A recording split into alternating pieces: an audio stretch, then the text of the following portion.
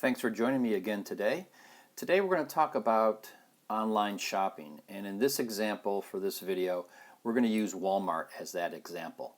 Today I'm just going to talk about the 5 basic steps to online shopping. If you've never shopped online before, it can be a little bit intimidating, so I'll just kind of walk you through the basic steps. I'm going to share with you tips and pointers on security. We're going to talk about secure websites, we're going to talk about encryption, and talk a little bit about password safety, as well as payments that you can do online. So what is required to shop online? You're going to need to provide the company your name, your email address.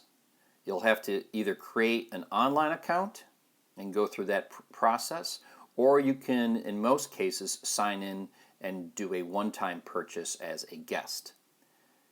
You're going to need some form of payment. In most cases it's going to be a credit card, but there are other forms of online payment that I'll discuss a little bit later. And you're also going to need to provide your contact information, your street address, your zip code, and so on.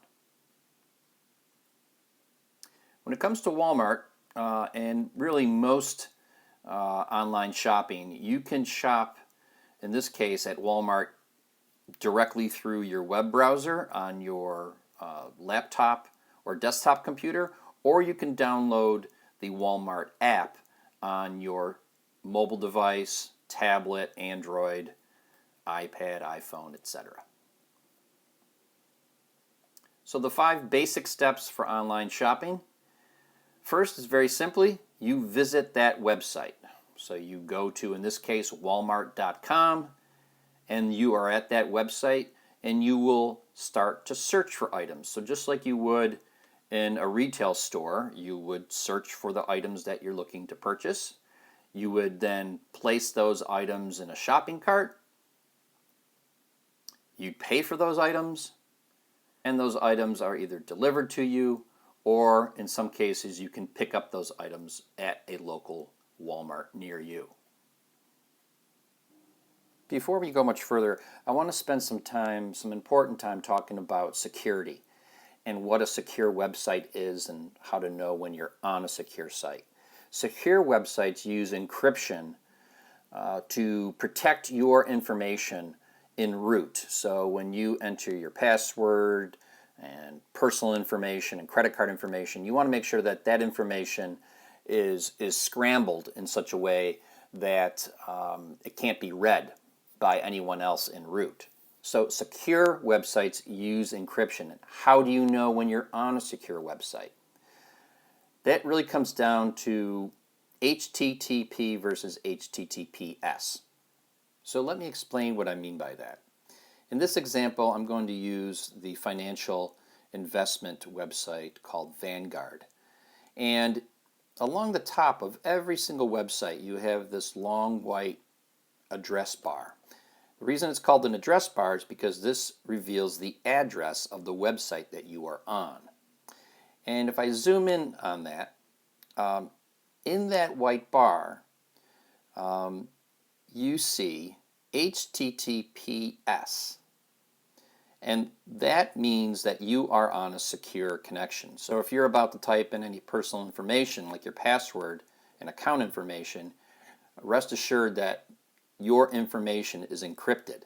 So look for the HTTPS and or look for the padlock in the corner. It depends on what web browser that you use. Some just have the padlock, others have HTTPS, but in either case you can be confident that you are on a secure website. So here's kind of another example. Google Chrome and some other websites actually show you that right up front that you're not on a secure website. And if you are, it'll say secure. It really just depends on which browser you're going to be using. So all the popular browsers out there, Google Chrome, Microsoft Edge, Firefox, Opera, Safari, Internet Explorer, they all have this protocol built into their browsers to let you know whether or not a website is secure or not and whether or not your information is encrypted. But what does encryption mean? Encryption is the coding or scrambling of your personal information so that it can only be decoded and read by the organization at the other end. They have what's referred to as the correct decoding key. So if a third party were to intercept your information en route, that information is encrypted. It cannot be read by that third party.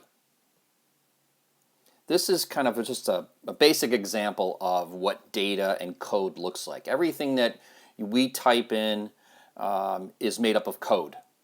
And when that code is encrypted, this is kind of an example of what it kind of looks like as a visual. That basic code is scrambled and cannot be read.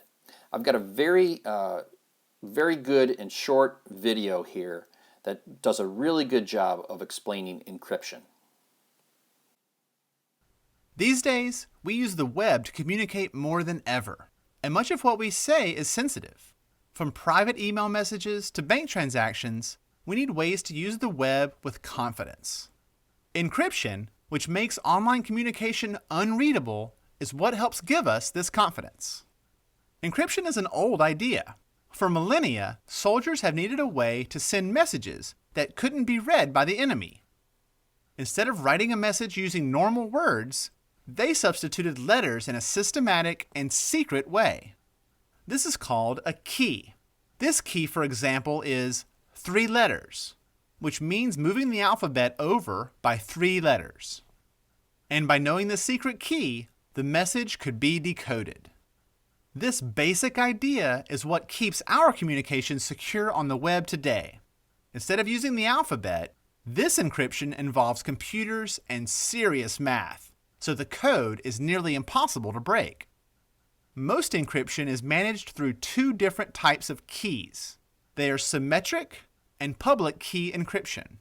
A popular analogy goes like this. Alice and Bob need to send private messages to one another using the postal service. They decide to use a box with a padlock and 2 identical keys, one for each person. With the keys in place, they can send the box back and forth and open it with the keys. This is called symmetric encryption.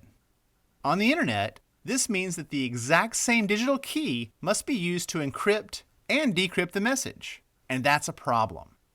If a key is lost or stolen, the whole system is compromised. And when more people need more identical keys, the risk goes up. A more sophisticated way to share keys, especially on the web, is to use public keys. In this example, Bob sends Alice an open padlock, or public key, and keeps his private key. She then uses it to lock or encrypt her box before sending it back. This way, when it arrives, Bob can open it without having to share his private key with anyone. On the internet, this means that a bank website can automatically provide a public key to your web browser. With the key in place, banking information sent from your browser can be encrypted, so the only thing that will unlock it is the bank's private key. Once it's unlocked and everything checks out, you can do business securely with the bank website.